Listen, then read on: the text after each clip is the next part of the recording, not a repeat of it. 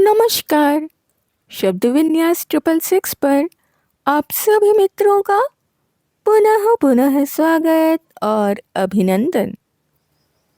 हिंदी साहित्य की रचनाओं की श्रृंखला में आज हम सुनेंगे हरिशंकर परसाई जी की एक व्यंग्य रचना शव यात्रा का तौलिया। तो अब बढ़ते हैं रचना की तरफ और सुनते हैं शव यात्रा का तौलिया। तो सुनना प्रारंभ करें। मनुष्य को जीवन की सार्थकता खोजनी पड़ती है। बिना सार्थकता खोजे मनुष्य जी तो सकता है, पर बोझ सरीखा जीवन ढोता है और जल्दी से जल्दी इस बोझ को कंधे से उतार देता है। साधारण आदमी नौकरी, बीवी, बच्चों में जीवन की सार्थकता ढूंढ लेते हैं। ये संतोष से जी लेते हैं। इन्हें कभी कभी यही असंतोष खलता है कि शक्कर सहकारी स्टोर से नहीं मिल रही। बाकी सब ठीक है, शुभ है। पत्नी पतिव्रता है, बच्चा स्कूल से एक इनाम ले आया है। पत्नी किसी की साड़ी देखकर दुखी नहीं होती, बल्कि उस दिन कढ़ी और अच्छी बनाती है। ऐसा आदमी न रोग द्वेष से पीड़ित होता है, न विशिष्टता के रोग से, न समाज में यश की कामना से। मुसीबत उस आदमी की है जो विशिष्ट हुए बिना जी नहीं सकता। वह जिस क्षण अपने को विशिष्ट नहीं पाएगा, मृत्यु के निकट पहुंच जाएगा। जिनकी कथा मैं लिख रहा हूं, वे खूंटी पर शव यात्रा में लपेटा जाने वाला तौलिया तैयार रखते हैं। किसी के मरने की खबर मिली नहीं कि इतने प्रसन्न होते हैं जैसे किसी की शादी हो रही है। दफ्तर से छुट्टी ले लेंगे, घर में और मोहल्ले में ऐलान कर देंगे, हम फला आदमी की मट्टी में जा रहे हैं। जब शव को जलाकर लौटते हैं तो इतने प्रसन्न लगते हैं जैसे किसी का जीवन बचाकर आ रहे हों। बड़ी शान से परिवार से चिल्लाकर कहते हैं, नहाने को गर्म पानी रख दो। वे शहर में इसी यश की सार्थकता पर जीवित हैं कि हर एक की मौत मट्टी में जाते हैं। मैंने कभी यह नहीं सुना कि वे किसी को अस्पताल में ले जाकर उसका जीवन बचाने की कोशिश में हो। वे इंतजार करते हैं कि वह कब मरता है।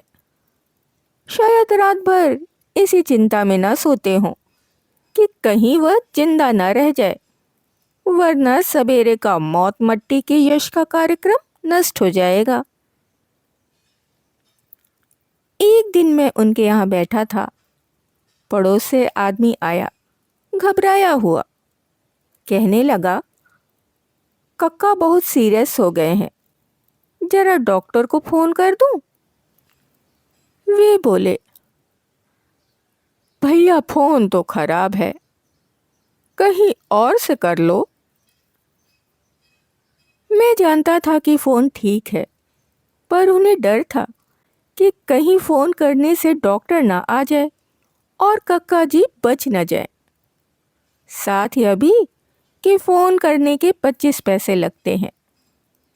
कक्का जी ना मरे तो सवेरे तौलिया लपेटकर अर्थी बनाने का कार्यक्रम गड़बड़ हो जाएगा।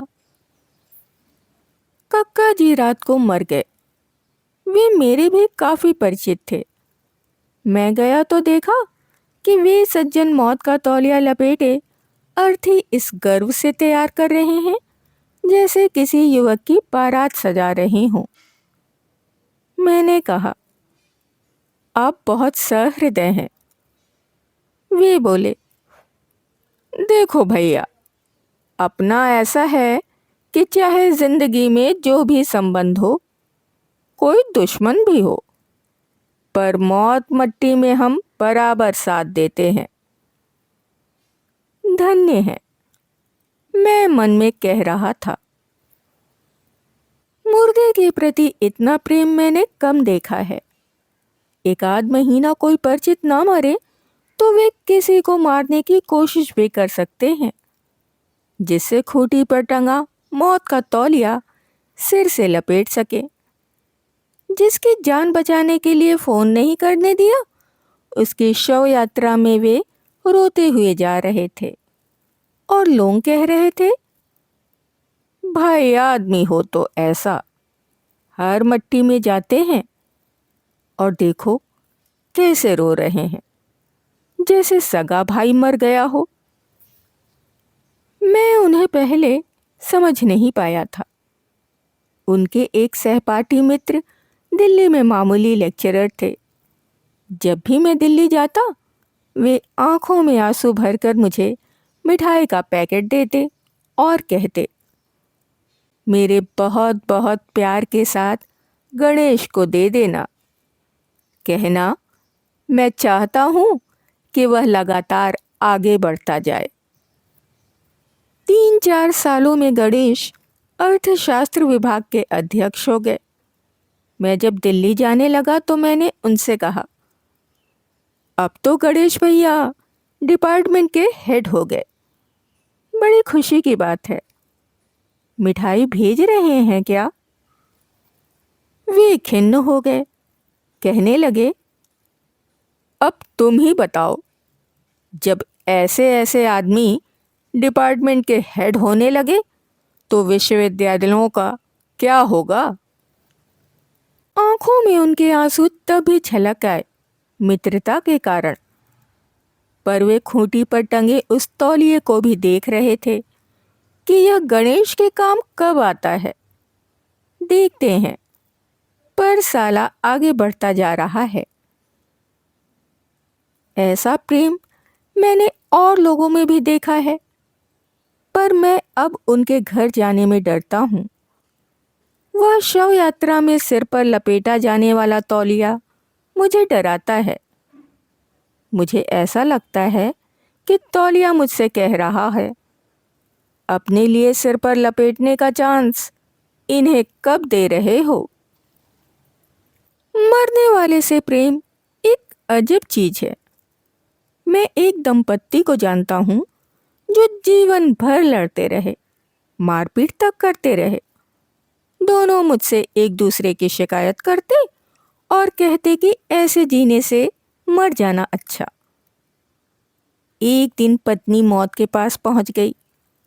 पति ने मुझे पुकारा। मैं गया। डॉक्टर हृदय को कृत्रिम तरीके से चलाने की कोशिश कर रहा था। मैंने पूछा, डॉक्टर खरे, क्या हालत है? डॉक्टर बोले, शी इज गॉन, यानी वे मर गईं। जब पति को मालूम हुआ तो वे मेरे पास आए और कहने लगे, अरे वह तो सचमुच मर गई। मैं तो सोच रहा था कि मुझे तंग करने के लिए नाटक कर रही है। 2-3 दिन बाद वे मेरे पास आए। आंखों में आंसू थे। कहने लगे, भाई बहुत अच्छा हलवाई तय कर लो, जितना भी पैसा लगे। सब मित्रों को निमंत्रित करो और श्राद्ध पर बहुत अच्छा खाना सबको खिलाओ। वह अच्छे खाने की बड़ी शौकीन थी। उसकी आत्मा को शांति मिलेगी। मैंने मरने के बाद शांति का सारा इंतजाम कर दिया। मगर मैं बात कर रहा था उस मौत मट्टी के तौलिए वाले की। बड़े अध्ययन के बाद मैं इस निष्कर्ष पर पहुंचा कि वह किसी भी मित्र को जहर देकर मार सकता है और सवेरे अश्रुपात करते हुए तौलिया लपेटे अर्थी भी बांध सकता है। वह मित्र प्रेम के कारण बेहोश भी हो सकता है। मौत से इतना प्रेम तारीफ के लायक है। एक दिन मेरे एक रिश्तेदार की मौत हो गई। मैं उनके कफन दफन की तैयारी कर रहा था। वे मुझे मिल गए। कहने लगे, मैं भी चलूं ना ग्वारी घाट? मैंने कहा, आप कष्ट क्यों करते हैं? 2500 रिश्तेदार हैं, वे सब कर लेंगे। तो वे गिड़गिड़ाने लगे, हमें भी ले चलो ना, हम भी हो आएंगे। वे शव दहन को पिकनिक समझ रहे होंगे। बड़ी मुश्किल से मैंने उन्हें रोका, वरना वे साइकिल पर 8 मील जाने को उत्सुक थे। जीवन से ऐसा द्वेष और मृत्यु से ऐसा प्रेम, क्या कहा जाए। मनुष्य के भीतर रहस्य की कई परतें होती हैं, कहाँ तक कोई परतें खोलेगा। यूं उस दिन कथावाचक पंडित जी कह रहे थे, जो आदमी 100 आदमियों की शव यात्रा में जाता है उसे स्वर्ग मिलता है, ऐसा शास्त्र कहते हैं। यानी खूंटी पर टंगा शव यात्रा का तौलिया शायद शास्त्र के आदेश के अनुसार ही है। वे उसी तौलिया में जीवन की सार्थकता खोजकर मजे में यश के साथ जी रहे हैं। मनुष्य सार्थकता के एहसास के बिना जी नहीं सकता। वे इस सार्थकता के साथ जी रहे हैं, शायद कि जितने ज़्यादा मुर्दों को हमने शव यात्रा के बाद जलाया, उतना ही जीवन सार्थक हो गया।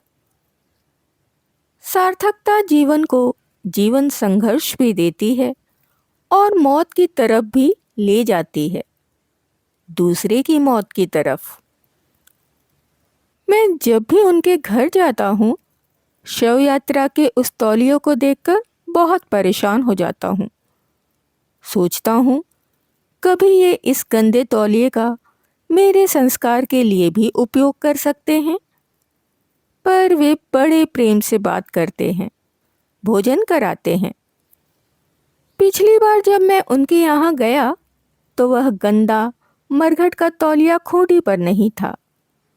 मेरा अंदाज था कि वे शव यात्रा की तैयारी में लगे होंगे। हमारे एक घनिष्ठ मित्र की मौत हो गई थी। मैंने देखा, न खूंटी पर वह गंदा तौलिया है, न वे भावुक हैं। मैंने कहा, फला बंधु की मृत्यु हो गई है, आपको तो मालूम ही होगा, चलिए चले। मेरा तो विश्वास था कि आप वहीं होंगे। वे कहने लगे, यार कहाँ कहाँ जाएं, बड़ी परेशानी है, हम तो जा नहीं सकते, तुम जरूर चले जाओ, कह देना मेरी तबीयत खराब है। मैं चल दिया, पर अचानक मुझे ध्यान आया कि पंडित जी ने कहा था, शास्त्र कहते हैं कि जो व्यक्ति 100 शव यात्राओं में जाता है उसे स्वर्ग मिलता है। समझ गया कि इनके 100 पूरे हो गए हैं और 101वें मित्र के न जीने की इन्हें न चिंता है, न उसकी ठीक से दाह क्रिया की। सुलझे विचारों के आदमी ऐसे ही होते हैं। अब मुझे उनके घर जाते डर नहीं लगता। वह गंदा तौलिया अब खूंटी पर नहीं होता। उनके 100 पूरे हो चुके हैं और मेरे मरने की उन्हें अब उत्कंठा नहीं है। अभी आप सुन रहे थे हरिशंकर परसाई जी की व्यंग्य रचना शव यात्रा का तौलिया। व्यंग्य रचना के बारे में अपने विचार हमारे साथ अवश्य ही साझा करें। यदि यह प्रस्तुतिकरण आपको पसंद आया हो तो आप इसे लाइक भी कर सकते हैं, मित्रों और परिवारजनों में शेयर भी कर सकते हैं। जो भी सदस्य पहली बार चैनल पर आए हैं वो चैनल को सब्सक्राइब कर लें और बेल आइकन को दबाना बिल्कुल भी ना भूलें। रचनाओं और उनके प्रस्तुतिकरण से संबंधित यदि कोई विचार, सुझाव, आलोचना या फरमाइश आपके पास हो तो उसे कमेंट्स के जरिए हम तक आने दें। इसके अतिरिक्त अपने पसंद की कोई कहानी, उपन्यास या अपने पसंदीदा किसी लेखक की कोई रचना यदि आप हमारे द्वारा इस मंच के द्वारा सुनना चाहते हैं तो उसके लिए भी आप कमेंट्स में हमें लिख सकते हैं। अभी के लिए विदा, शुक्रिया।